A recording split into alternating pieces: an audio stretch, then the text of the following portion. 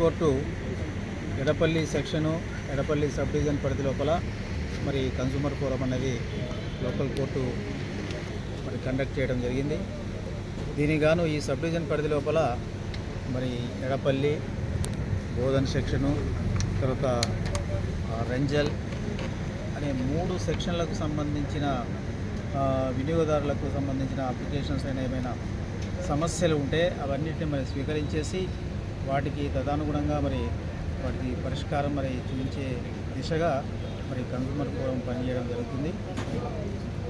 మరి ఈరోజు ఇక్కడికి వచ్చిన కన్సూమర్స్లో దాదాపుగా మరి కొన్ని ఏమో బిల్లింగ్ ఇష్యూలు కొన్ని వచ్చాయి. సో ఆ బిల్లింగ్ ఇష్యూలు కొన్ని, తర్వాత కొన్ని ఏజిఎల్ సర్వీస్కి సంబంధించిన ప్రాబ్లమ్స్ కొన్ని వచ్చినాయి.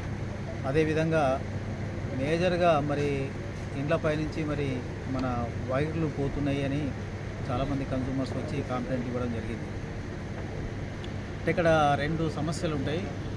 ఒకటి మరి ఇల్లు కట్టుకున్న తర్వాత మరి మనం లైన్లు లాగడం అన్నది ఒకటి ఉంటే, ఇంకోటి ఏంటంటే లైన్లు ఉన్న తర్వాత దాని కింద మరి ఇండ్లు కన్స్ట్రక్ట్ చేసుకోవడం రెండో ఒక అది ఉంటుంది. కాబట్టి మరి ఇవి ఎప్పుడు ఎలా జరిగిందన్నది వాటి గురించి క్షుణ్ణంగా క్షేత్రస్థాయిలో మరి పర్యటించి వాటి యొక్క రిపోర్ట్స్ తీసుకొని, ఒకవేళ ఇల్లు ఫస్ట్ కట్టి ఉండి తర్వాత లైన్లు లాగితే మాత్రం వాటిని షిఫ్టింగ్ చేసే బాధ్యత మరి డిపార్ట్మెంట్ పరంగా మనం ఫ్రీ ఆఫ్ కాస్ట్లో చేయడానికి మనం ముందుంటాం.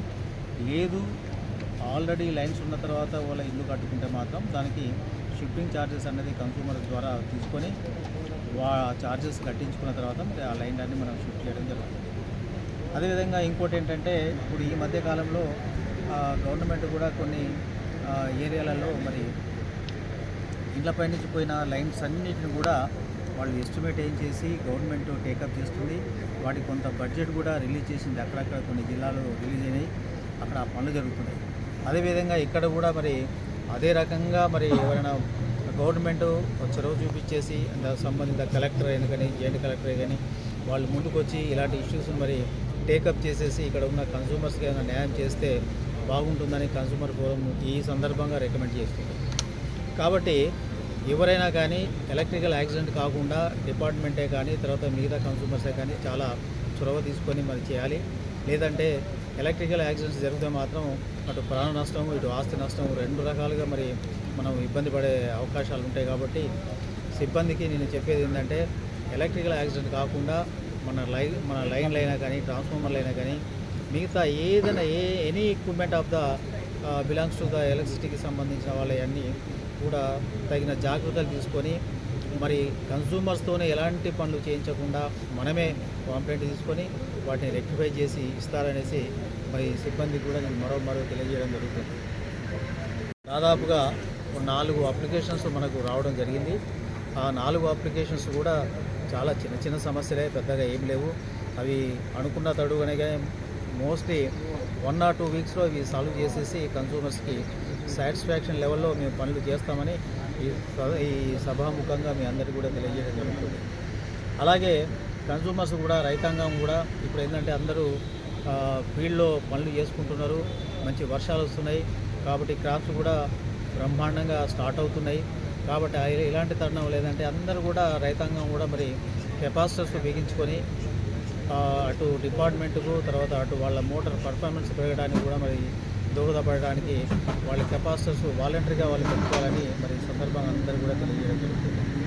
అదేవిధంగా లూజ్ లైన్సే కానీ మిడిల్ పోల్సే కానీ ఎక్కడైనా ఉంటే సిబ్బంది కన్సూమర్స్ ఇచ్చినా ఇవ్వకపోయినా కంప్లైంట్స్ మన క్షేత్రస్థాయిలో మనం వాటిని ఇన్స్పెక్ట్ చేసేసి చూసి ఏమైనా ప్రమాదకరంగా ఉండే లైన్లు ఉంటే మాత్రం వాటిని డెఫినెట్గా మరి మనకు ఎస్టిమేట్లు వేసేసుకొని డిపార్ట్మెంట్ పరంగా అన్నిటిని కూడా రెక్టిఫై చేయాలని మరి సిబ్బందికి తగిన సూచనలు సలహాలు మరి ఇవ్వడం జరుగుతుంది. కాబట్టి ఎవరికి ఎలాంటి నష్టం జరగకుండా రైతాంగము సస్యశ్యామలంగా హ్యాపీగా ఉండాలంటే మరి మనం 24 hours మనము రైతాంగానికి మన సేవలు అందియాలి.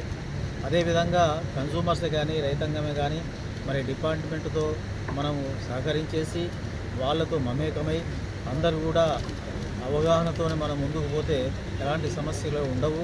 లో వోల్టేజే కానీ అధిక లోడ్ ఉన్న ట్రాన్స్ఫార్మర్లే కానీ, లూజ్ లైన్సే కానీ, మిడిల్ పోల్సే కానీ, ఇంకా ఇతరాత్ర ఏమైనా కార్యక్రమాలు ఉంటాయి అవన్నీ కూడా మనకి సామరస్యంగా మనం పరిష్కరించుకోవడానికి మనకి దోహదపడుతుందని చెప్పవలసి వస్తుంది. కాబట్టి వీటిని అన్నింటినీ దృష్టిలో పెట్టుకొని కన్జ్యూమర్స్ డిపార్ట్మెంటు అందరూ కూడా సమన్వయంగా పనిచేసుకొని ముందుకు పోవాలని ఈ సందర్భంగా తెలియజేస్తున్నాను.